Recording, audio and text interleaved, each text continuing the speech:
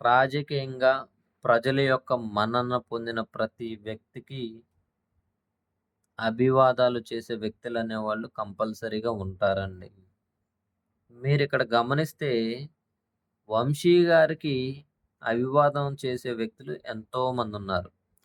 దీనిని కూడా మీరు తప్పుడు ట్రోల్స్ చేస్తూ కేవలం ఒక తప్పుడు కేసులలో ఇరుక్కొని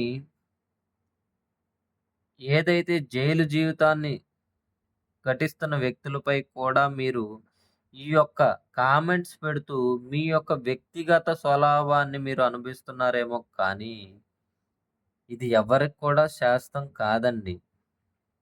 రాజకీయంగా ఈరోజు మీరు అనుభవిస్తారేమో కానీ, తప్పనిసరిగా దానికి తగిన పరమార్థం, పరిహారం, దానికి తగిన రిజల్ట్ అనేది తప్పనిసరిగా ప్రతి ఒక్కళ్ళు కూడా అనుభవించాల్సిన అవసరం అనేది రేపటి రోజున ఏర్పడతది.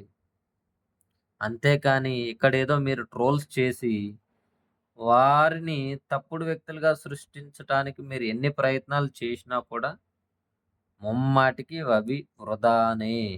100% ఇది రాబోయే రోజుల్లో జరగబోతుంది. Thank you.